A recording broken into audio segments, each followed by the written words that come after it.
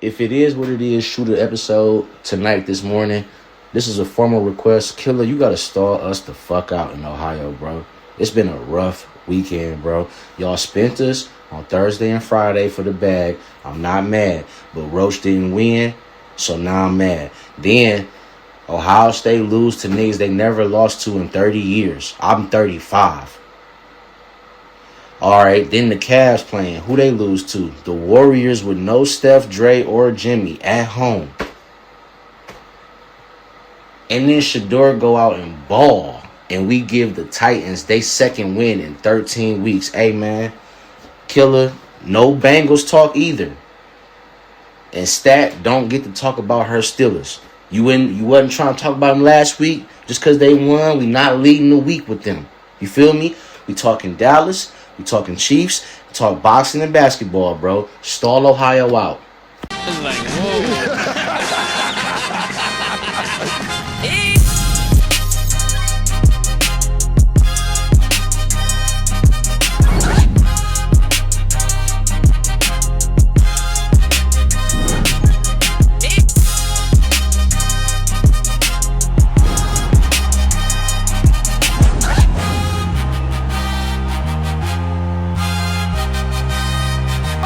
It is what it is. This episode is presented by Underdog. If you're new to Underdog, today's the day. Get $75 in bonus entries when you play just $5 with code It Is What It Is. So Underdog isn't stopping there. They're giving all new users a gimme pick on Justin Herbert tonight. Y'all can make picks right now in most states, including Florida, Texas, and California, just to name a few. So make sure y'all support the show. Hit that subscribe button, lock in your bonus, and start playing today with code It Is What It Is. I'm Treasure Wilson, aka Stat Baby, along with your host Cam. Mace will be back, and today we are joined with our analyst, Michael Irvin. Mike, what is going on, baby? How you doing? I'm doing great. I'm doing absolutely great. You know, we got the greatest news in the world, and I don't want to even call it as if somebody gave us something with the University of Miami getting into Clock the it. playoffs. You know what I'm saying? Clock that thing, Trey. You know what I'm saying? It's that. Yeah. However y'all clock it. I'm clocking too. I'm clocking like a, but let me say this, because you know everybody, I appreciate the committee. I appreciate the committee. I don't appreciate them niggas. I ain't studying them niggas. They ain't give me nothing. All they did was recognize what we had earned. You know, if you go breaking my player account I got over here and take $1 billion, and then we up in the bar, you talking about, here you go, dog. There go $1 million. And you ain't give me nothing but my money back. That's all. So you see what I'm saying? They ain't give us nothing. They did what they were supposed to do, and we got what we earned. So I was happy, man. I was happy about that. Everything is good because of that. Oh, my God. Everybody on this shit got a backup plan. Everybody, yo. We just going to go with the University of Miami because the Poncho ain't fucking work last week.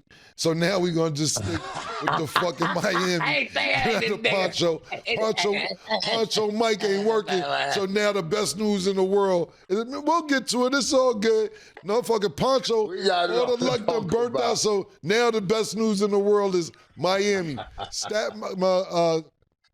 Conveniently comes in here with a Pittsburgh jersey on today. Pittsburgh jersey. Yo, everybody up here, man. Everybody up here is wild, man. It's all good. It's all good, man. Now the best. Back to Miami. Back to Miami. The Poncho. Hey. Go ahead. And Cam. And you dress properly. You got on all black because them Bengals is in the grave, nigga. You on a funeral. You dress properly too, nigga. Yeah, so Mike. Let's be real here. Yeah, Mike. You at a funeral, nigga. Stop playing. Yo, listen, wear it man. on. Let's lay them R.I.P. Yo, listen, man. Did. You got to get in on the Is What It Is group text. I bet I threw a whole tantrum in there today, man. Fuck the Bengals. I had a whole attitude with them niggas. Listen, we gonna get to all that shit too, but not really fuck the Bengals. But I don't know why I let myself emotionally get involved yesterday with that fucking game. I was emotionally involved knowing I shouldn't be, and I played myself. But we'll get to it, man. We'll get to it. But yeah, that was a good one. That was a good one, nigga. Yeah. But I wasn't running around with the magical poncho and saying it was blessed and everything else. But that was a good one. I'll take that. Maybe you need the magical poncho. Maybe it ain't work for Mike. How it's gonna work for me? It could work for you. I'm having a great week. I'm just giving everybody just positive everything because it's been great in all ranges of sports for me. So that's how I'm feeling. Okay, so before we get into football, definitely want to talk about this fight that happened this past weekend. So if you guys saw, we hosted the pre-weigh-in show for the Pitbull versus Roach fight in San Antonio. It was a great time, a lot of good vibes. We did it with PBC and Prime Video. Cam, you actually got to stay for the fight. So what was your opinion on the ending? Because it ended in a draw, which is a controversial ending for a lot of people. So what was your opinion on the fight as a whole and the results? That was a really, really good fight. I haven't seen a fight that good in a long time. Like, I'm trying to think. Last time I seen a fight that good, I can't remember. But it was a really good fight. And to be totally honest with you, I'm not mad at the draw. I'm really not. If I had to pick a winner, I would say, to me, Lamont Roach won the fight. He threw less punches, landed more punches, higher hitting percentage. And Pitbull was tough. The one thing that I will say about that is that I think Lamont Roach, he knew with the judges he wouldn't get a win, and he went in there to have a fight. He was boxing, but that nigga was brawling. And when he did the interview with him, he was basically saying, Kim, I'm out here to hurt something. And I said to the nigga, I'm like, yo, bro, why? You're a tremendous boxer. I didn't say it in these words that I'm saying now, but I'm like, why, nigga? You ain't here that ain't what you do, nigga. You box. But he went in there and brawled. He wasn't running. He was throwing punches. Pitbull was throwing punches. Lamont Roach actually got knocked down. Not like a real knockdown. The glove touched the floor. But it was a great fight. I'm not mad at the draw. I'm mad at one of the judges' scorecard having Pitbull winning by 4 or 5 rounds, which was fucking outrageous. That was fucking ridiculous. And not one judge even having it for Lamont Roach at all. So I am mad at that. But overall, the fight was good. I just think Lamont Roach would have won that fight if he boxed instead of doing the brawling he was doing. But I feel him. He like, nigga, I'm not running. Nigga, I'm here to fight. I feel him on that because he didn't want to leave it in the judge's hands. But that nigga Pitbull is like a real Pitbull. That nigga had his paws is hard, man. A lot of people don't know this. Lamont Roach broke his hand in the middle of the fight. So if you seen him throwing so many left hands or left hooks outside the jab, he broke his hand probably 6 or 7 rounds in the middle of the fight, and he still fought. You wouldn't even know his hand was broke. I didn't know until after the fight. But at the end of the day, that was a tremendous fight. Not only that, the undercard was really good. Cool Boy came in overweight. Shockey gave him a boxing lesson like I'd never seen before. Shout out to Shockey because, you know, I picked Cool Boy to win. And that's what I want to give Shockey and his team a real shout out because even though I picked Cool Boy to win, you know it's fucking me all weekend. Can we gonna prove you wrong? Can we gonna prove you wrong? They wasn't in their feelings. They didn't feel away. They was super duper cool. And after the fight, they was like, told you, nigga. I said, I ain't got nothing to say. Y'all niggas is absolutely right. They was fucking with me. I was fucking with them. So congratulations to Shockey. Well deserved. Cool Boy looked like he didn't want to be there. He was overweight, so I thought that he came in overweight, so I thought that was going to go to his advantage. But he looked more out of shape or just didn't want to be there. So Shockey gave him a real good boxing lesson. That was a great fight. And again, Frank Martin on the prelims put a nigga out. Frank Martin looked like he needed to be back in the limelight the way he put a nigga out. So shout out to everybody who was part of the event this weekend. It was really some good fights, man, this weekend. Yeah, dope. And I will say, everybody did kind of give O'Shaquie a hard time, so it was really cool seeing how he kind of like handled it. And he was cool. He was actually acting real cool. Like, not because I know that's not his name, but like the way he handled everything. He was like, cool. Shockey was cool as shit. Like, that's what y'all want to do. He was cool, still giving niggas fight. He didn't feel no way. That nigga was cool as shit. I fuck with that nigga because he understands. Like, yo, we got a job to do. All right, that's who you want to run with. I'll see you after the fight. And that's what he did. Came and gave me 5 of his trainers, everybody. So shout out to Shock and his team.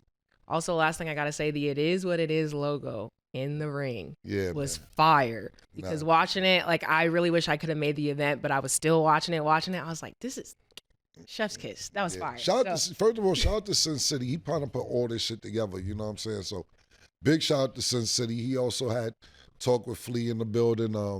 So he put the whole play together. I want to say thank you to Sin City and Kenneth from PBC putting everything together. They made it happen, made it really dope for us. So thank you guys. We appreciate it. Now let's move along to footballs. We're actually going to start with the Bills. So the Bills beat the Bengals 39-34. Mike, what do you think of this Bengals loss in particular?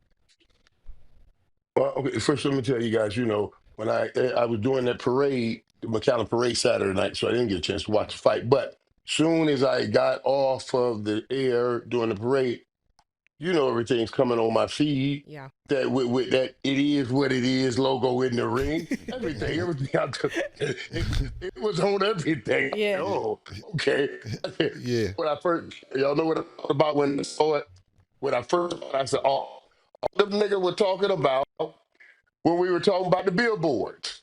Now look at this shit, it's popping all up on my phone. We were talking about the billboards in New York. Right. This was like the billboards in New York. You know what I'm saying? Yeah. I was like, man, you in an actual ring, dog. That's a whole different world, dog. Yeah, man. I was proud of that, man. I was really proud of that, man. I appreciate and that. Cam, Mike, I told you, Cam, you remind me a lot of Dion like that when I came to your show. Right. You guys, and I like what you were just telling everybody. Like, back up. Yeah. Stop playing. Yeah. I'm doing business with people. Right. That's what we go do, Right, yeah. We don't let they go in boardroom, they say all kind of stuff, and then as soon as we say stuff, all of a sudden, things get different. No, brother. Yeah. That's it. Do your business with them people that got some money to do business with. I'm with you on that. Thank you. You know bro. what I'm saying? Appreciate it. Thank I'm you. with you on that, man. That's a fact. I But dude, appreciate it. that wasn't a flash down. That wasn't a flash knockout. That tank pit, that pit bull mug, when I watched the highlights of the fight, that remind me. I said, I know his last name Cruz, and I'll leave that alone. But I said to myself, he reminds me of one of them old hard white boys that you play ball with, like, the old Johnstons of the world, Right. or the Scatterboos. Right. Them old hard, they don't know he should stop. Don't know he out man. That little dude he caught him a couple of times with some real haymakers, Yeah. So yeah, it was good to see that. But I was proud of y'all. Thank you, bro. Now we'll get to the. Thank you, man. Appreciate Yeah, it. I really was. Yeah. So we'll get to the football. Let me tell you. First of all, I thought just what Cam was thinking. Because you're looking at Pittsburgh and Baltimore battling. One of them's getting a loss. And now you guys were dominating Buffalo. Dominating. I said, my God, that dominating Buffalo. That's what I first thought. And then Josh Allen took over that game. They didn't have the defense. And they ended the game again. I think that was like the fourth game, y'all. So many games they had played where they scored over 30 points but still lost. Cincinnati Bengals. I saw some stats like that. But Josh Allen took over the game, running the football. And it's another thing I'm noticing all around. You guys notice too. Notice people are throwing, the quarterbacks are throwing for maybe 190, 189, 190 yards, 200 yards. It's so damn cold out here all over the world. You understand? All the more cold games you're playing. In the cold games, that ball don't travel as well. That ball is heavy. And when you got a quarterback that can run like Josh and everybody else is slipping around, yeah. And once Josh Allen took over, they couldn't stop him. And then it went back to that defense and talking about how bad that defense is. But Joe Burrow and T. Higgins, the one-handed T. Higgins caught, man, hey, boy, them boys look bad. They look bad. But they're doing the same things, to get you, like you said, get your hopes up. But Listen, man. In the end. Man, I don't know why I even got myself emotionally involved with that game. I was pissed off. I'm sitting there calm the whole game, like, all right, cool. Let's let the clock go down. Let the clock go down. Because they would score, bring it within 3, talking about the Bills, and then we would go back up and go up 10. I'm like, all right. We up 10. We up 28-18. Okay, cool. And don't get me wrong, Josh Allen's a motherfucker. That nigga's the reigning MVP for a reason. He's a motherfucker. And Joe Burrows is a motherfucker too.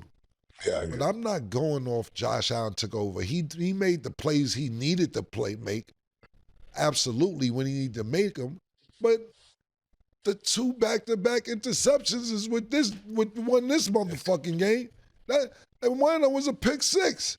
Like, that's what won the game. One. Yeah, the first one, and then they went and scored on the other interception too. Yeah. I ain't don't act like he pulled a Tom Brady off or none of that. Them back to Joe Burrow, he rusty, he was in the snow, turf toe, all that good shit, whatever. He was rusty, and them picks showed it, and he was in the snow. I ain't going with Josh Allen came in like the miracle music. Nah, nigga, Joe Burrows do them fucking interceptions. And don't get it wrong, Josh Allen did what he was supposed to do as a quarterback. But he ain't marched them niggas up the field and make an amazing comeback. This blame is totally on Joe Burrows. As good as he played, them 2 interceptions was super duper key, and they came at the worst time of the game that they possibly could come at. 2 back-to-back TDs, one for a pick 6, the other one they still scored, and that's why they really lost the game, to be honest with you. And you can't even blame anybody else. Of course you could blame the defense, but we're gonna have to attribute some of this to Joe Burrows making errors as well. You know, you sit there and be like, oh, they had 39 points and they still lost. Nah, that's because of the offense this time. I'm not saying that they still want to have 25, 27 points, but it's because of the offense. Why they scored them points on the mistakes that Joe Burrow made, man. So as much as I love Joe Burrow, this couldn't happen at a worse time. But Josh Allen, he definitely did what he's supposed to do when he's supposed to do it. But I don't think he outplayed Joe Burrow, in my opinion. It's just the interceptions were at a bad time. Okay. But you see, Cam, but that throw, that play, that's what I was talking about in referring to when I said when it gets colder like this, the balls get heavy and they're a little slicker. They're harder to catch and they're more difficult to throw. You can't get and Joe, that was that first interception. It was he was trying to shot put that ball out there. Right. Like you trying to shot put the ball and get it right over his head, right over the guy's outreach hands, right. and that ball just dropped in his hands and he was off and gone. So yeah, right. You're right about that. I was trying to save him with the weather. Yeah. But it was a costly. Nah, fuck that. See, my thing is, Mike, I've never played, basketball was my thing. I remember I seen Draymond Green and Tom Brady arguing one time about what sport is harder. And Tom Brady had actually said, football, Draymond Green was like, basketball, Tom Brady said, look, y'all play in perfect weather every day. Every game, y'all play in perfect weather. So I'm not the nigga to argue with you about anything condition-wise. You played it in all heat, snow, everything else. You know what that shit is like. But what I'm going to say is this. He threw them back-to-back interceptions, and you could put it on the weather. But after they scored, he went back and threw that one-hand shit you talking to T. Higgins. That was after the interceptions. So he came back and threw the right fucking pass to T. Higgins when T. Higgins caught that shit with one hand. Well, was that the weather too? Yeah, he did. Right or wrong? Play too. You're right. You know what I'm saying? So yeah, but I'm not gonna argue with you. You know better than I do. But to just disagree at the point, 2 interceptions, maybe he went get this and threw the fucking bomb to T. Higgins after the interception. Look, man, I was yelling at the TV. I ain't been this emotional a long time because I'm like, we could run the table and a couple teams get a couple losses, and maybe we can do this, man. I'm wishing for a miracle on 34th Street, and this shit ain't gonna fucking happen, man. Sorry, man. Got emotional about this shit. No. I kicked the Raby out the group text. Oh, thank you. Yeah, she's talking shit. She gonna have something to say still. I don't care. She's out the group text. I'm gonna bring her back to the group text. He's just mad right now. Y'all can talk about it next episode. First of all, I just put in the group text 2 weeks. She ain't even been in it, but Maurice was talking shit, so I'm like, I'm putting Arabia in it. Now she's out. Look, now she on to the next victim. Yeah, you can bring her back if you want. I'm bringing her back. I know she got a lot to say. She'll say it on the show too. Shout out to Arabia. That's hilarious. But that's what happens. Like, happens to the best of us sometimes, you know. Yeah. Happens to y'all every year.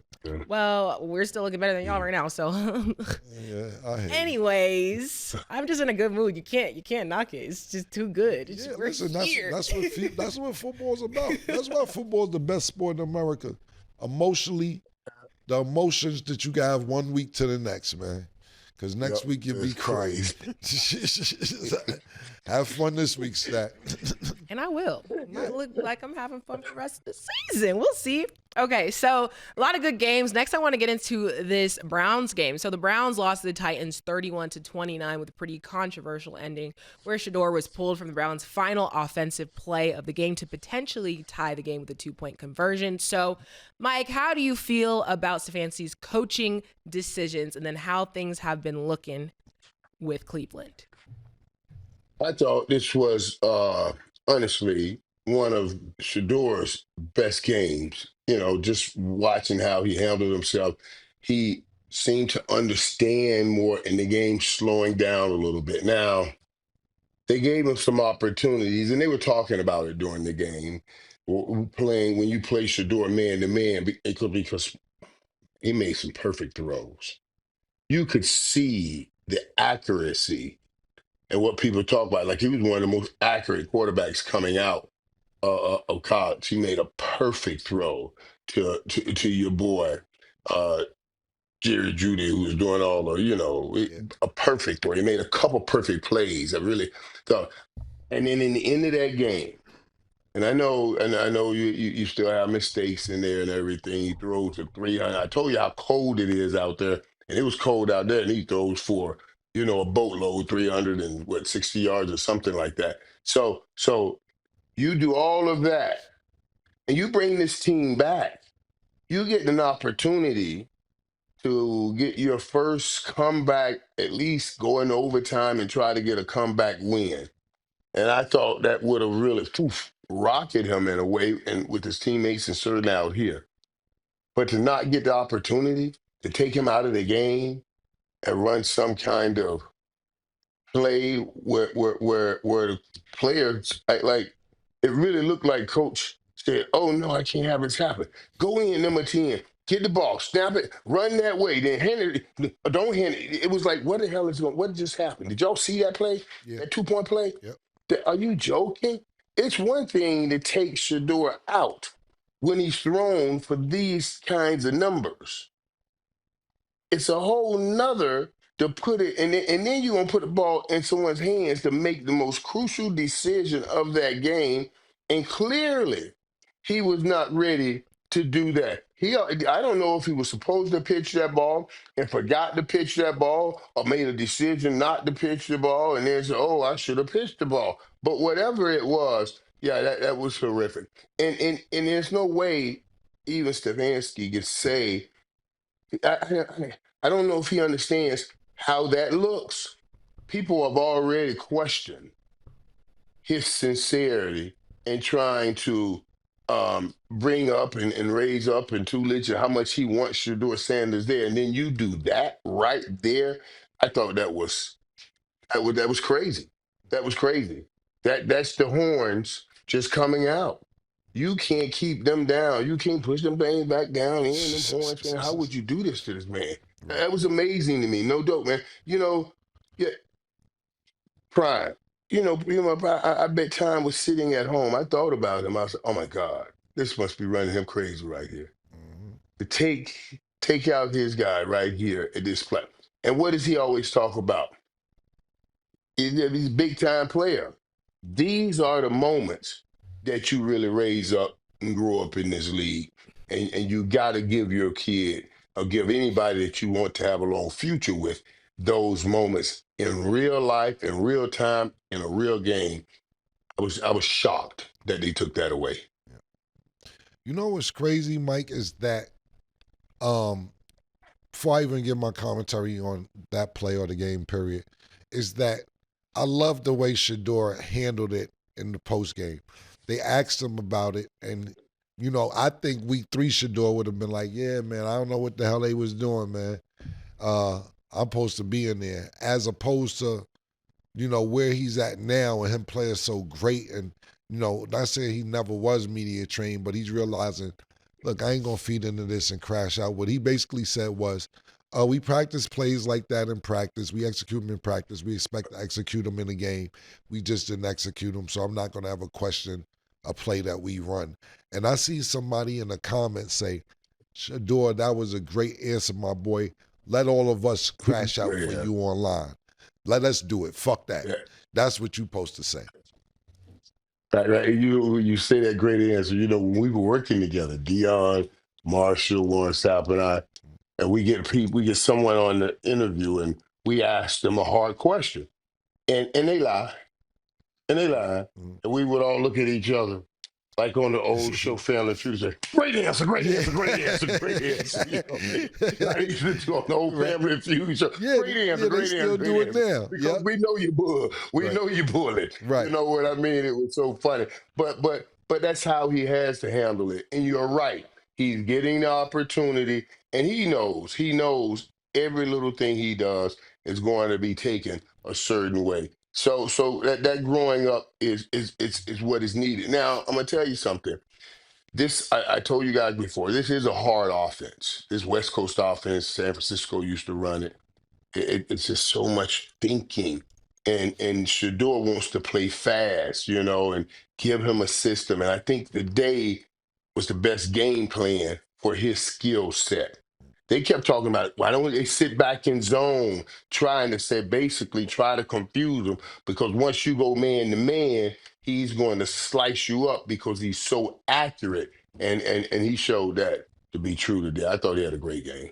Yeah, he had a really great game. 3 touchdowns passing, actually a rushing touchdown as well. And a rushing touchdown. Yeah, He was the leading rusher and the leading passer. Yeah, right. right. 364 yards. Really great game. Look, you said everything you need to say about the play calling of the coach. I don't know what the fuck to say. Like when you said the horns come out. I don't know. My man Larry's sitting here, and they like, yo, is it the coach or is it fucking coming from upstairs? What the fuck is going on? You know what I'm saying? I'm like, I really at this point, I don't know if they tanking. I don't know what the fuck they trying to do. It was just amazing to watch, and then I was just baffled and angry with everybody else was online who was angry.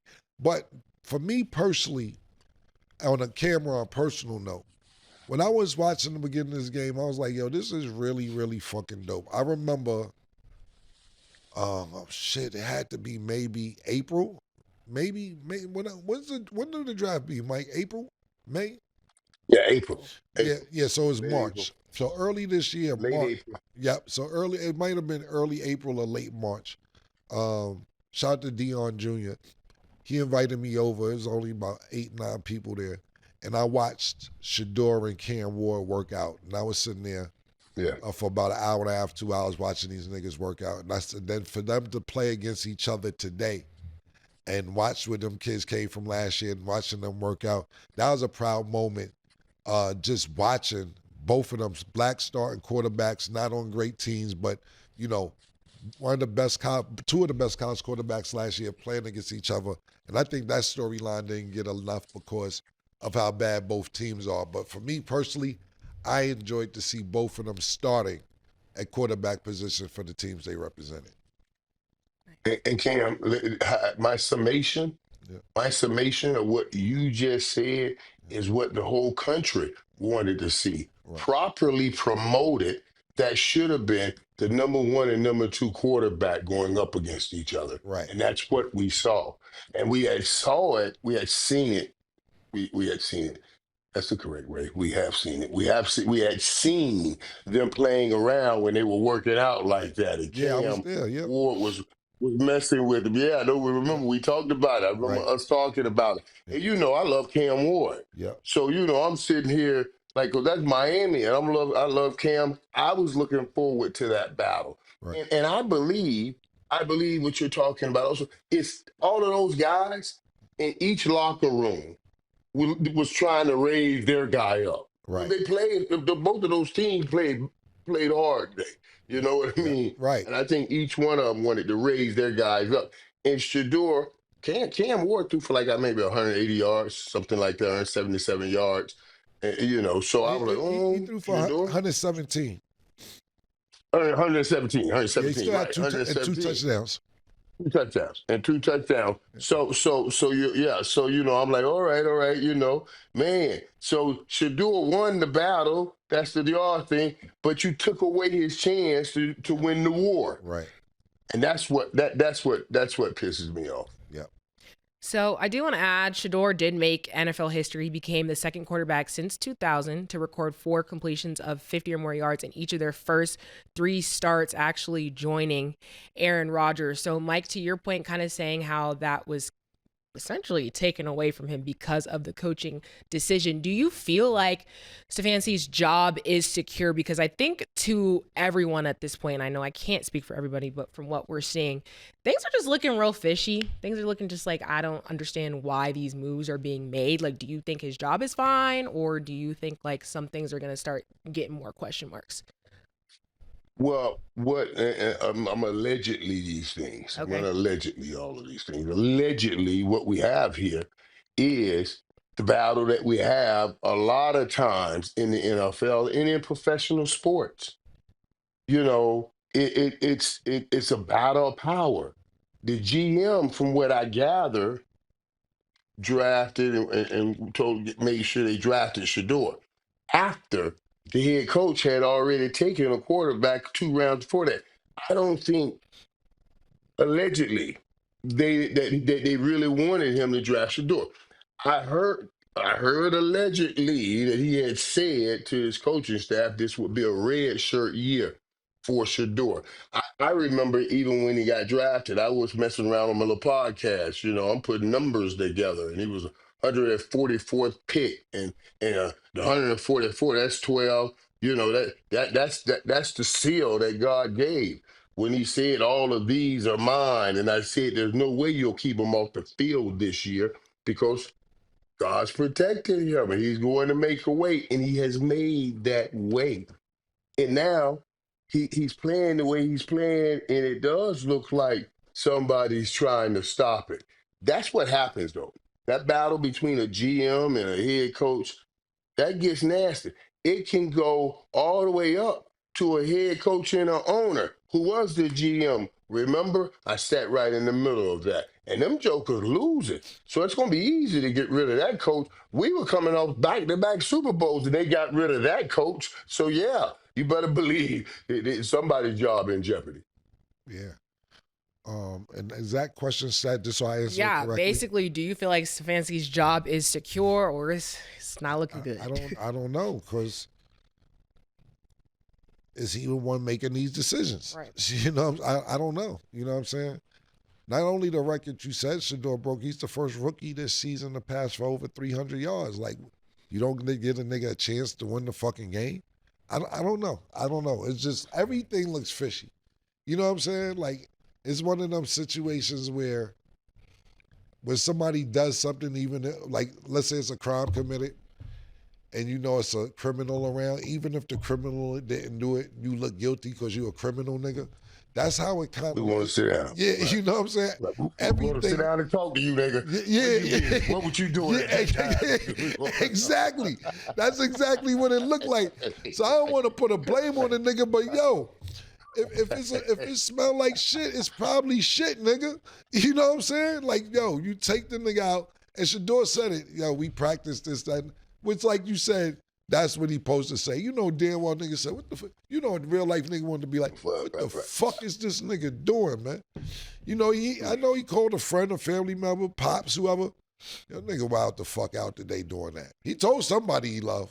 You know what I'm saying? Somebody he loved. He told the nigga he's out of pocket. Glad he said we supposed to say publicly, absolutely.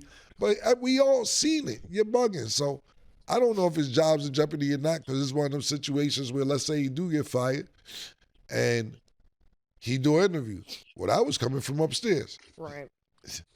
Then he throw it on another nigga. I don't know. I remember listening to Warren Sapp talk one time about, I think it was with the Raiders he's playing with. And he's talking about, God bless the dead, the old Davis, the old, not the son who runs it now, the old owner. How he was making calls from the skybox talking about Hail Mary. He was telling the nigga, he was making plays from the scout, not even the GM, the owner, telling the nigga, yo, we want to go long, pause. Yo, my nigga, you don't know what the fuck be going on. You know what I'm saying? So I don't want to put that on him, but it looks bad. It looks bad, man. Definitely does. Okay, y'all, we're going to go to break. When we return, we will discuss the Steelers, then the Chiefs. Don't go anywhere.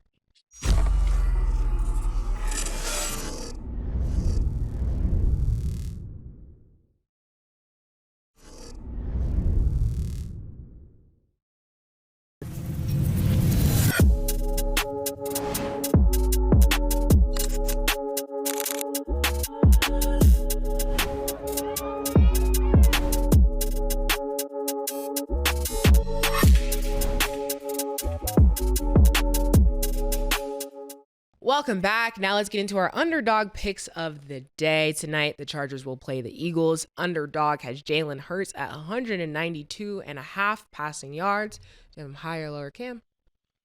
Lower. Okay. We got Saquon Barkley at 70.5 rushing yards. Do you have him higher or lower? Lower. Okay. And Justin Herbert is at 213.5 passing yards. Higher or lower? Higher. Okay, make sure y'all download the Underdog app and you can make your picks too. So the Steelers beat the Ravens 27-22. Mike, how important was this Steelers win?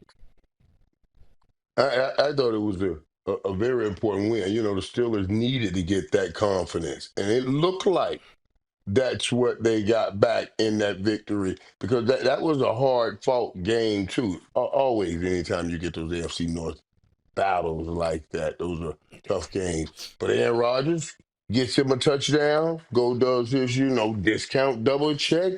I saw Coach Tomlin over there, discount double checking. Oh, yeah. I said, okay, they're feeling good over here. And, they were feeling good. And what was important, what was the most important thing I thought was getting DK Metcalf really going. And I saw Aaron Rodgers talking about that after the game, talking about how, how hard he's been working and he hasn't had the year he wanted. And he said, hell, we all haven't had the year we want. But it felt good getting him the kind of game that he had. But that was an important win. That was a very important win. But we do still have to question something going on with the Lamar Jackson situation in the Baltimore situation over there. But for Pittsburgh, that was a very good win. And the defense did show up. Remember the defense in Pittsburgh, you guys, the staple for what it was, the staple for what it's always been. The last couple of games just hadn't shown that. They showed up and played better today. I ain't giving Pittsburgh no motherfucking props. Lamar Jackson's hurt. We see it. Niggas hurt, man. They can't run. He can't scrabble. He throwing interceptions when he shouldn't be throwing interceptions. He should be running when he not running. Pittsburgh ain't shit. They all right. I mean, they not nothing special. You playing against a fucking hobble MVP. That's just that. I don't care, stat. I don't care. We see it. Like Mike said it. I'm glad he said it because that's my whole take. I'm not getting into depth about the game. Lamar Jackson's hurt. We see it. Guys, make the faces you want. I don't care. He's hurt. G.J. Metcalf finally had a great game. Aaron Rodgers looked good. Whoop-de-fucking-do. Congratulations. It's great. Lamar Jackson been hurt half the fucking season, whether he's played or not played. He's been hurt. Healthy Lamar Jackson, we're not talking about the Steelers. You was just shitting on DK Metcalf, saying he isn't out. I'm not sure about him, this, that, third. Hey, yo, do you like Aaron Rodgers? I'm not sure the quarterback what we need and this, that, and the third. Now, Mike Tomlin's on the hot seat, and I'm not saying that I don't want him to coach anymore. He's black, this, that, third. And now you come in here with a Steelers jersey on talking about, I'm happy this week. You just threw them niggas under the bus like, guys, do your thing. Yeah. Do you? Have fun. Do you know what rage bait is? I know exactly what rage bait is. That's what Cam's doing. Cam is trying to provoke me, talking about, Lamar Jackson's hurt and the Steelers aren't shit, and you said this last week, and I think he's just mad because his team lost, and that's okay. I am mad about that. And that's okay, because I was mad the other week too. It happens. But you know what matters? We are at the top of the AFC North. I want to sing a little dance. I want to dance a little bit, and I want to sing a little bit, because everybody was getting on my ass last week. And it doesn't matter, because at the end of the day, a win is a win. And versus the Ravens, that win helps us. I know I said some things about Aaron Rodgers, but I always came back to the fact that as long as he is our quarterback, I will support him. I've said some things about his age. The age didn't show in this game. He had a rushing touchdown. He was moving them legs. He was doing what he had to do, okay? DK Metcalf definitely showed up for us as well. And I know the Ravens are like, well, we were supposed to get a touchdown that was overturned. It doesn't matter, because the rule stands. It was not a football play. So that play ain't gonna work, and it don't matter because it worked for us. So I don't care what he has to say right now, because he's just gonna get on me because he can be mad, and that's fine. I'm not mad at y'all. I'm mad that absolutely mad that Cincinnati lost. Now let's do two things real quick. Okay. Let's discuss exactly what rage bait is. Okay. Real quick. What is rage? I know what rage bait is, but I'm asking Stat. What is rage bait? I feel like it's when you use these key terms and these phrases to say things to provoke me, to make me mad. He's just like, you know what? Let me just say everything bad about the Steelers, because I know that this is Stat's team and they won. So I'm just going to say this because to me, it doesn't matter because they're ass. Right. When you hear that, why would I want to hear that? I'm up here, and I'm going to stay up here, especially as long as the week goes, because I got the whole week to be happy about it. So I'm here. I'm here. I think that is a great definition of rage bait. I think you couldn't explain rage bait any better. I think that's great. What I'm doing is saying facts. Now, if my facts is rage baiting you, I'm sorry about that, because everything I said was a whole fact. You're shitting on DK, talking about we should have got rid of Pickens. See what he doing in Dallas. Aaron Rodgers is old. This is what you said. Mike Tomlin, I'm not ready to pull the plug on Mike Tomlin, but you wouldn't say it, but you was on the verge of saying we may need something different. That's what you said without saying it. So if what you said, and I repeat what you said, is rage baiting you, don't say shit to make me say shit to rage bait you, because I'm just repeating what you said from last week. Now it's a good week, and now we DK'd out. Pause. When you just was mad at Pickens for being in Dallas, but I'm rage baiting. Yes. Okay. Let me say, two things can be true at the same time. I am still upset about Pickens being with the Cowboys. Mike, shout out to y'all, because I always was a Pickens supporter. But since Cam wants to start with the facts, shout out Maurice, because we can talk facts. One, our playoff odds are still way better than y'all's. And since y'all want to talk about injuries and stuff, our quarterback is still healthier in a better position right now, because Joe Burrow, unfortunately, and nobody likes to see football when great quarterbacks are hurt. I will preface that right now. Like, the game is better when Joe Burrow is playing. The game is better when Lamar Jackson is playing. The game is better when you have these elite quarterbacks playing. But at the end of the day, like we have said from the beginning of time, the best ability is availability, and we got that right now. So regardless of what he got to say, we got this win. We got this win, and that's all I'm worried about. Thank you. Let me ask you this. Did y'all go to playoff? Did y'all go to playoff last year? Thank you. Yeah, we're talking about this year and this season and where we going, which is farther than where y'all are going. Just asking you guys. I'm just asking the question. I'm not beefing or none. I'm just asking. I'm beefing. I see. Because we started with rage bait, so now we here. I didn't rage bait you. That's all. Right. I didn't rage bait you. I just repeated what you said. Nope. You want to know what rage bait is? My opinion of rage bait is when I'm talking about Mike's Poncho. That's rage bait. That's what I'm teasing a nigga with they wearing, everything else. I'm just repeating the facts. If my facts rage bait you, oh well, I'm sorry. I guess I rage bait a lot of these niggas. That's why niggas be mad out here. Let me tell you what you're doing, Cam. I'll tell you my definition of rage bait and two things can be true. She is honestly right on that because it ain't you are dropping facts, but you're dropping them around trigger words.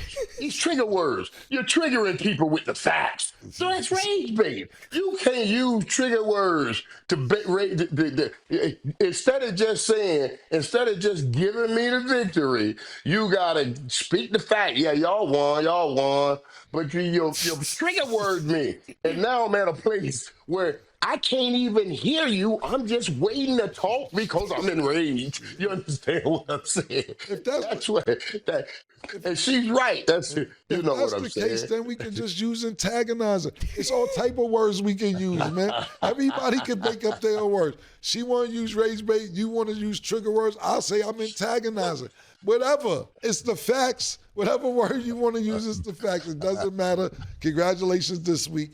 We'll see where we at in week 17. That's all I wanted. You got Congrats. it. You got it. And I'm satisfied. Last thing I will add though, this is just also just a good win for the Steelers because I think it also makes Mike Tomlin look better because a lot of people were questioning his job security. So Including you. No, I wasn't because I never said I wanted Mike Tomlin to go. You asked me, you tried to get an answer out of me. You wanted me to say I wanted him to go. I never said I wanted Mike Tomlin to go. That was clear. You can roll that clip back too. So I would just say, in honor of Mike Tomlin, I'm happy that they got this win because they needed that to show people that crazy, we real. That is crazy. Well. We could be crazy, but we still won. And that's all I'm worried about. I'm good. I'm good. I'm great, actually. Okay. Me answering my own question. You didn't ask me if I'm good or great, but I'm going to tell y'all. Okay. That's okay.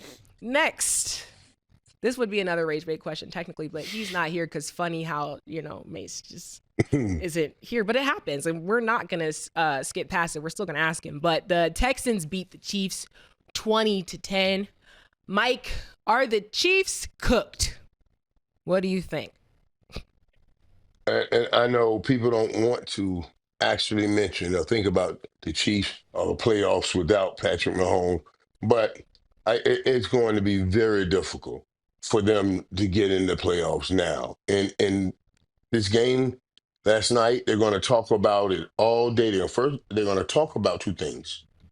They'll talk about the decision Andy Reid made to go for it deep in his own territory when that score was tied 10-10.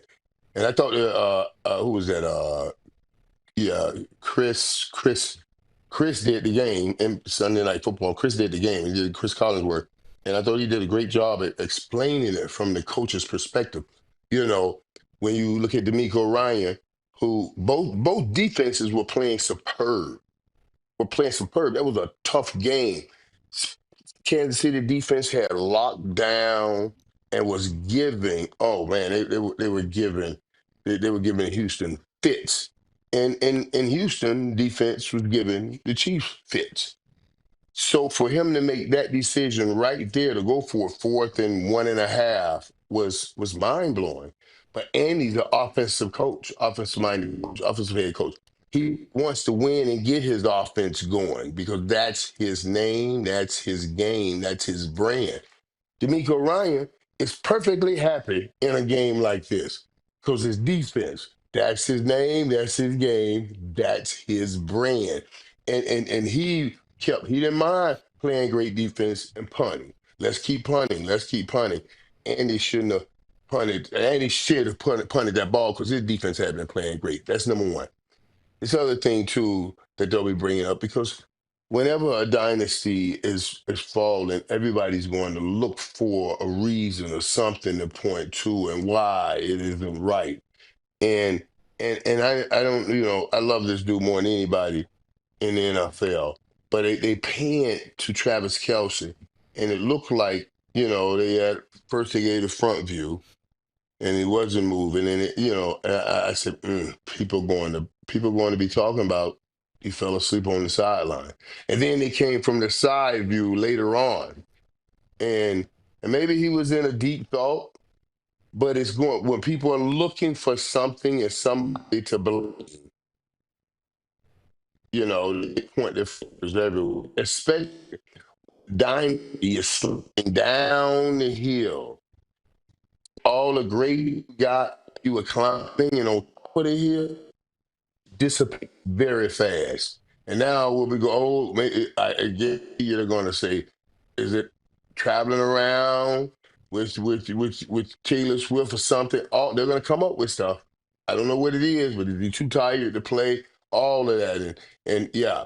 So I'm a little worried about that. But that's what they'll talk about. But the big play on the field was Andy making that decision to go for it on 4th and 1.5. Having faith in his offense, and it didn't work out.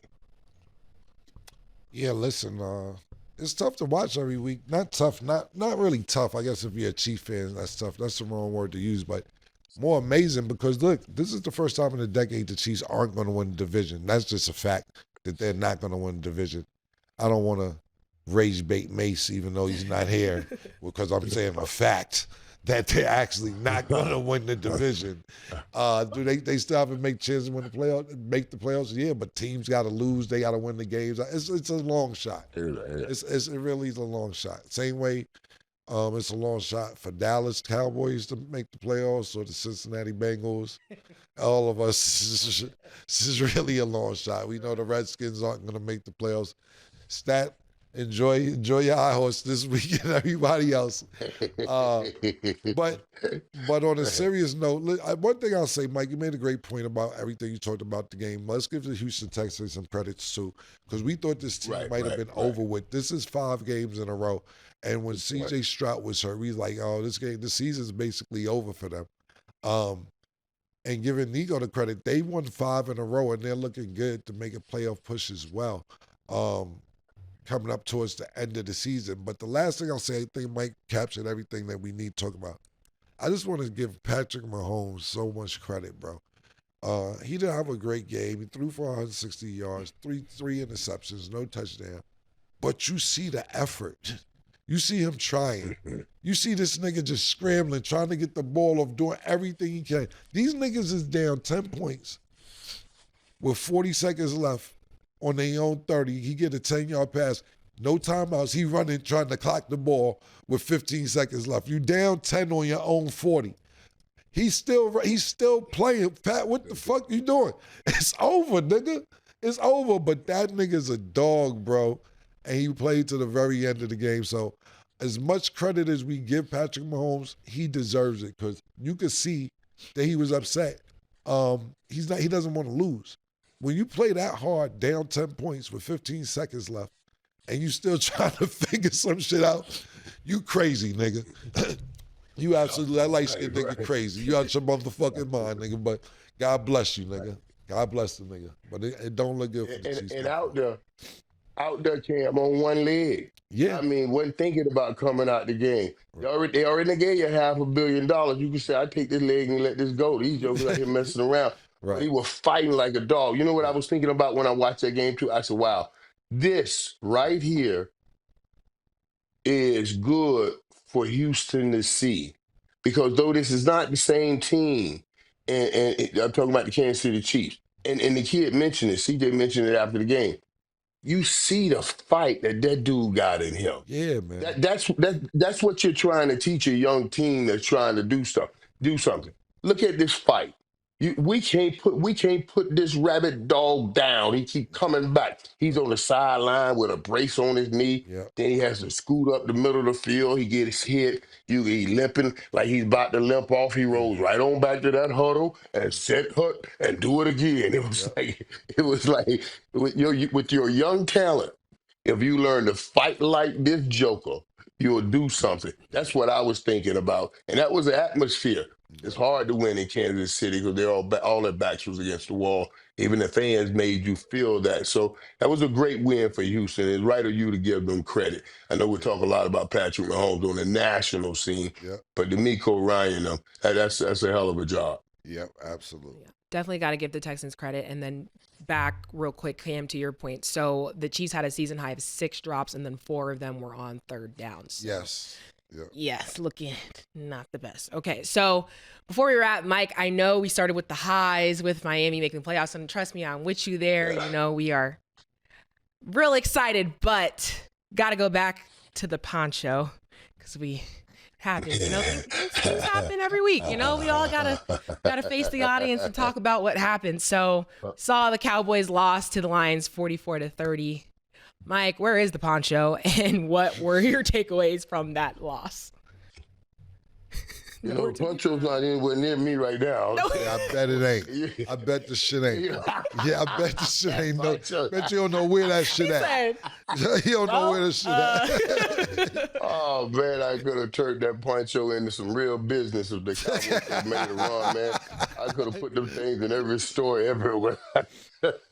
You know what I'm saying? Mike already had the vision. But man, I was surprised with that game. I knew what Detroit was going to bring because I'm telling you though, I remember going to Detroit and playing there. I told you guys, it's so hard to play in a place like that dome, Detroit, New Orleans, because the crowd goes crazy when the Cowboys come in there.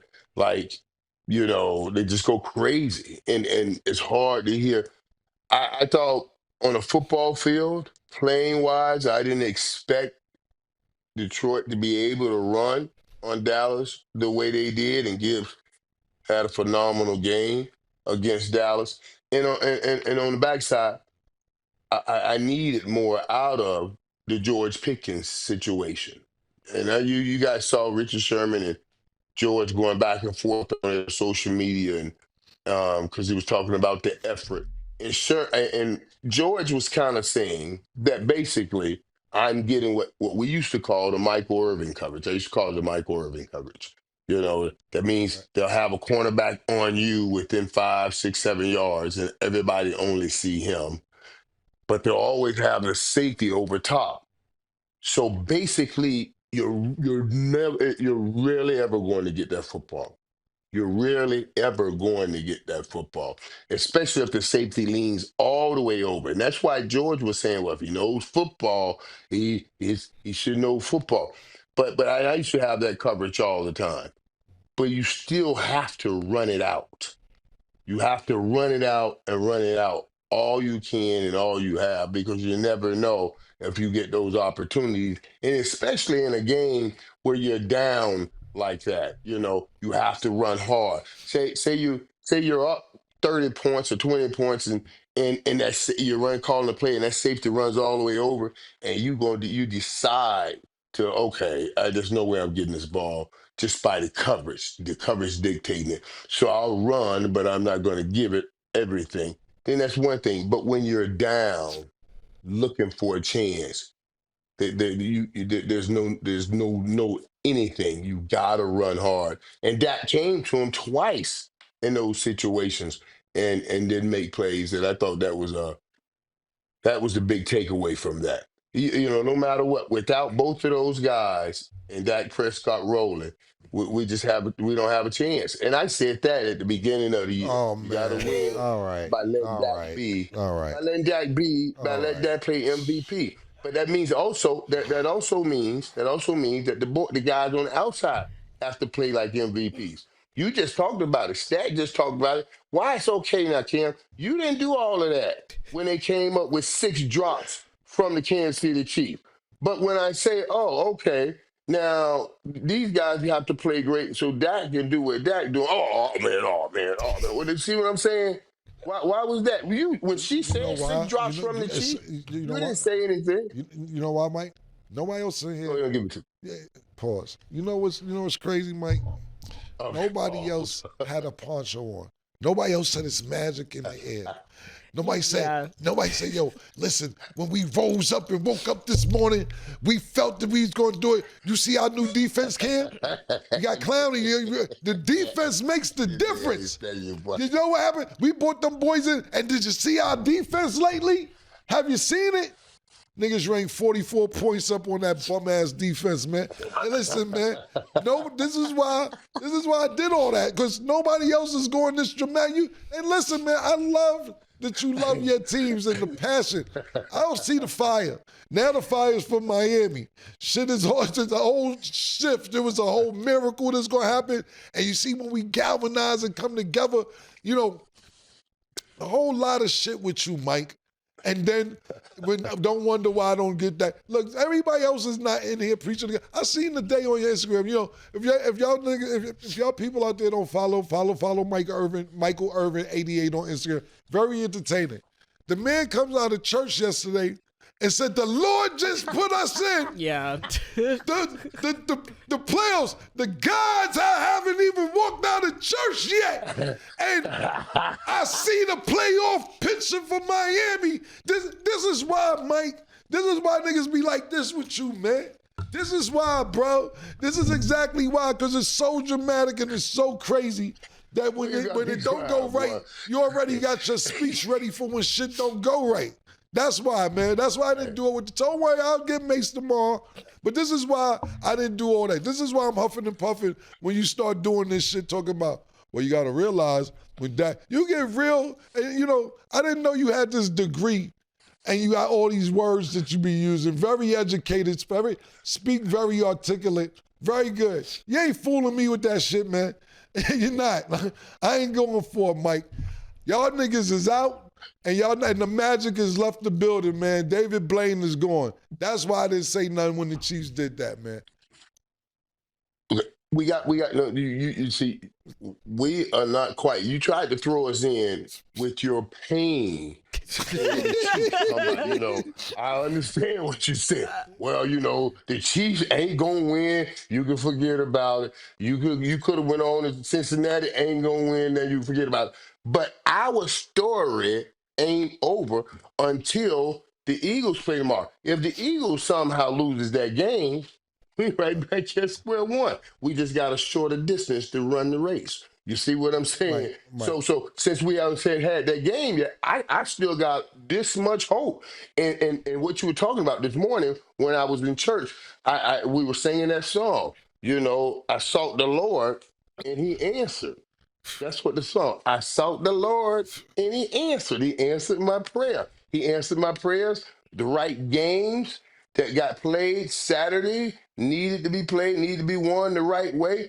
And then I told him to touch that committee. And he touched that committee. And before he said, hey, you know what they tell you? Hey, God he's gonna answer your prayer. But he didn't make me wait on it. I couldn't even get home. He answered because the phone kept ringing and binging in church. I said, oh my God. God, you that good. I got up and did the Holy Ghost dance. I said, you going to answer the prayer even before I get out of church? The Holy Ghost that thing. Right on out of there. So, you know, I'm just saying, man. Mike, I need him to answer some prayer. You know what? If that's the case. What if he answers a prayer tonight and Philly loses? Well, listen, Mike, if we doing all that, we not eliminated out the playoffs neither. Technically, we still have a chance. The Cincinnati Bengals. We're not eliminated. No. We're not eliminated. Not yet. If that's what we're gonna do. If we gonna do imaginary this much chance, we still got you got this much chance, we got this much chance. I'm just saying. Yeah, but you lost ground. You lost ground. You lost ground. But yours is different. We're not the same. You had two people in front of you, and they happened to play each other. Now, if those two played someone else and both lost, then you didn't lose ground. But since they played each other, one walked away with the victory. That means you lost ground. So we are not tantamount in these situations. We are not equal to here. You see what I mean? I only had one person ahead of me, and I have to find out tomorrow if I find out tonight if we lost ground. I'm just being technical with it because what you said, what were you saying is that these are the facts. You rage baiting, Mike. Yeah, listen, man. you rage baiting, man. You are the facts, man. Technically. Well, that is all the time that we have for today. As y'all see, Mike, I'm not wearing a poncho, so y'all gonna see this jersey because, hey, I'm not holding on to hope. I got more than hope right now. Mike, you know, it's always a pleasure to have you on the show. I love y'all. You got right on, girl. Take your 7 days. You know what I'm saying? You know, we always say, girl. It's about 7 days. I hope we don't lose to the damn Dolphins. Right. Hey, boy, them Dolphins look pretty good now. You messing around. Things happen every week. But I'm feeling. That game remind me of Pittsburgh. I'm feeling good about this. We play the Dolphins next week. So. But is it Miami or Pittsburgh? Do you guys know? I think it's Pittsburgh? Miami. It's in Pittsburgh. It's in Oh Pittsburgh. yeah. Oh, okay. There, you're right. You got that game. You're right. No, because every time you say, I need that out. Because every time you say that, you're like, oh, there's no way. There's a slim chance that they win. And then, so we just gonna pretend this didn't happen and like the Poncho was out the way and we're good. We're just gonna keep it here. So I don't need none of that. None of that. No jinxing, nothing. You don't want none of that mojo. Okay. But we can keep it for the Miami though. It always works for Miami, and we'll just keep it there. Ain't been working. I understand. Okay, I understand. y'all. All right, y'all stay up, man. All right, Mike, good Cam, again, congratulations on that, man. Being in the ring, man, and getting that logo in the ring, man. Thank you All so right. much, man. Thank you, brother. Thank y'all for watching. And as always, it is what it is.